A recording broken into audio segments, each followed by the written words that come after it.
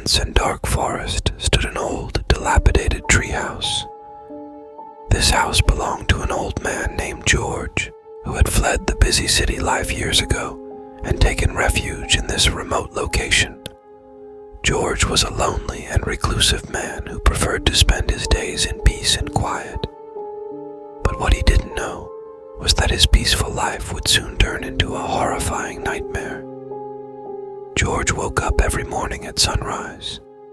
He would open the small window of his treehouse and gaze at the beautiful forest scenery.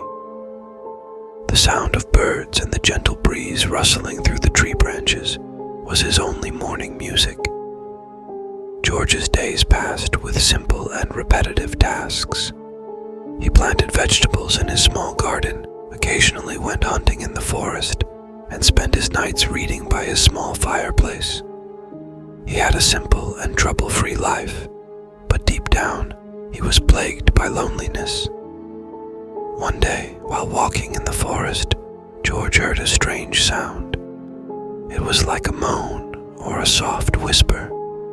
At first, he thought it might be the wind, but the more he listened, the more certain he became that this sound was coming from something or someone else. He cautiously moved towards the sound, but the closer he got, the further away it seemed. That night, George returned to his treehouse with a strange feeling. He felt something had changed, but he couldn't pinpoint exactly what. When he climbed up the ladder and entered the house, for a moment he thought he saw a shadow move from the corner of the room. He quickly turned and looked, but saw nothing. He thought to himself that maybe he was just imagining things. Days passed, and George gradually noticed small and strange changes around him. Sometimes his belongings would move without him touching them. Vague sounds would wake him up in the middle of the night. He felt as if invisible eyes were always watching him. One night, as George lay in his bed, he heard a strange scratching sound from the roof. It was as if someone or something was walking on the roof of the treehouse. His heart started racing. He slowly got up and grabbed his flashlight. With trembling hands, he looked out the window, but couldn't see anything in the darkness of the night. The sound stopped, but George couldn't sleep until morning. Various thoughts crossed his mind. Maybe it was a wild animal, or maybe it was just tree branches hitting the roof in the wind. But deep down, he knew these logical explanations didn't make sense. The next day, George decided to check the roof of the house. He carefully climbed up the ladder and stood on the roof. He didn't see anything strange, but as he was about to go back, his eye caught sight of strange footprints. Footprints that didn't resemble any animal he knew. Large and misshapen, as if a creature with deformed feet had walked on the roof. George stared at the footprints in horror. His heart was pounding, and cold sweat had formed on his forehead. For the first time in all these years, he felt that maybe he had made a mistake coming to this remote forest. Days passed, and the strange and scary events in George's treehouse became more and more frequent. One night, when George had fallen into a deep sleep, he woke up with a feeling of heaviness on his chest. When he opened his eyes, he was horrified to see a dark, shadowy creature sitting on his chest. The creature had glowing red eyes that were staring directly at George. George tried to scream, but his voice was choked in his throat. He felt like he couldn't breathe. The creature slowly brought its face closer to George's. The smell of decay and rot filled the air. George tried with all his might to move. Suddenly, as if a spell had been broken, he could move and jumped up with a loud scream. The room was empty. There was no trace of that horrifying creature. But George knew this wasn't just a simple nightmare. The marks of the creature's sharp claws remained on his chest and were painful. From that night on, George no longer had peace. He was constantly waiting for a new and frightening event. Strange and eerie sounds could be heard from every corner of the house, Sometimes he felt like the walls were breathing. At night, he would see moving shadows circling the room, and every time he tried to get close to them, they would disappear. One day, when George was cooking in his small kitchen, suddenly all the knives and cutlery rose from the table and hung suspended in the air.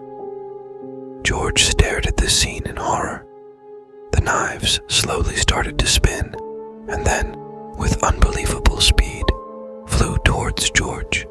He barely managed to dodge them. The knives embedded themselves in the wall behind him.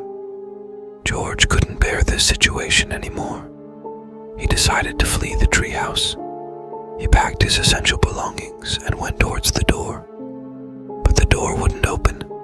No matter how hard he tried, it seemed an invisible force was preventing the door from opening. He went to the window, but it was locked too. George pounded on the glass with his fist, but it wouldn't break. Suddenly, a demonic laughter filled the space. The sound was coming from everywhere, as if the walls were laughing. George looked around in horror. He felt like he was going crazy.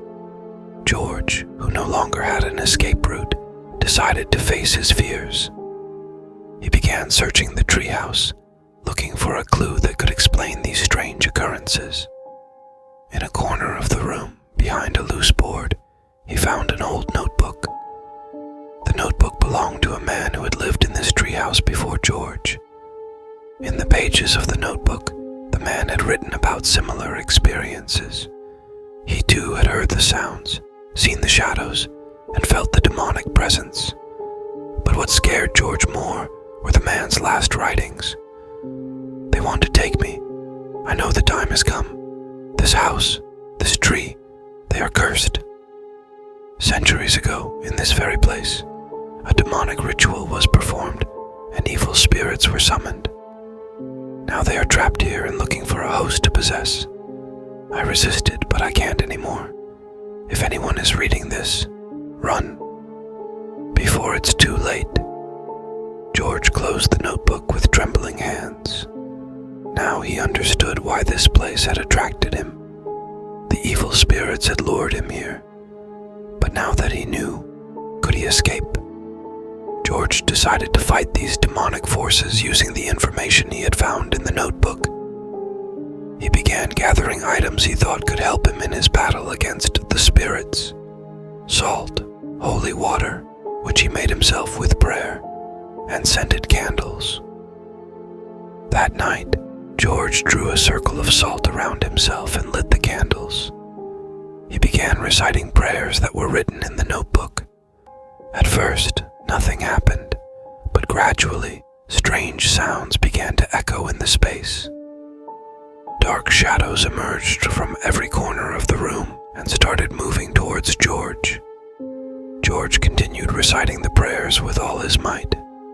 The shadows were getting closer and closer, but they couldn't cross the salt circle. Horrifying screams and shrieks filled the air. George felt like his ears were about to burst, but he kept on reciting. Suddenly, all the candles went out, and the room was plunged into total darkness.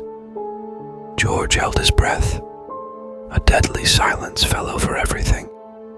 For a moment he thought maybe he had succeeded, but at that very moment a demonic laugh sounded from behind him. Before he could turn around, he felt a cold, bony hand grab his throat. George tried to scream, but he couldn't breathe. George struggled with all his might to break free from the demonic creature's grasp. He kicked and tried to breathe. At that moment, he remembered that he had kept some of the holy water he had made in his pocket.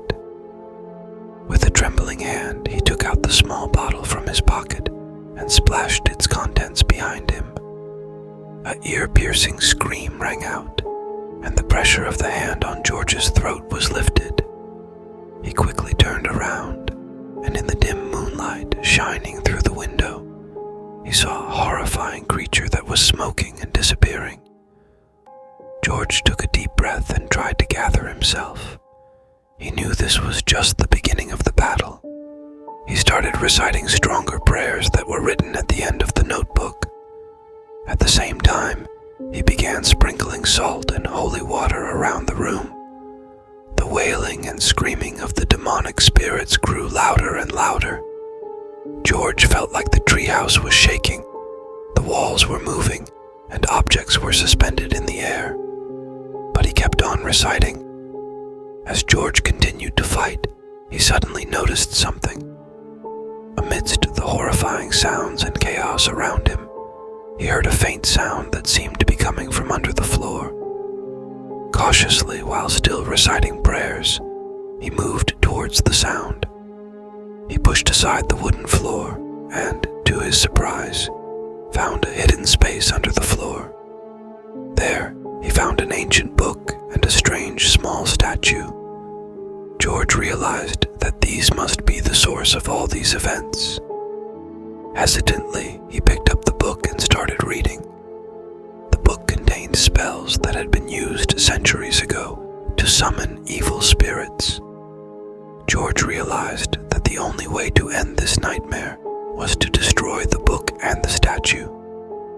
George decided to burn the book and the statue in the fire. He struggled to light the fireplace and prepared to throw the objects into the fire. But just as he was about to do so, all the spirits and shadows rushed towards him. George felt as if thousands of cold, bony hands were grabbing his body. Horrifying sounds echoed in his ears, and he felt like he was losing his mind. But with his last ounce of strength, he threw the book and the statue into the fire. If you enjoyed it so far, please hit the subscribe button if you liked the video.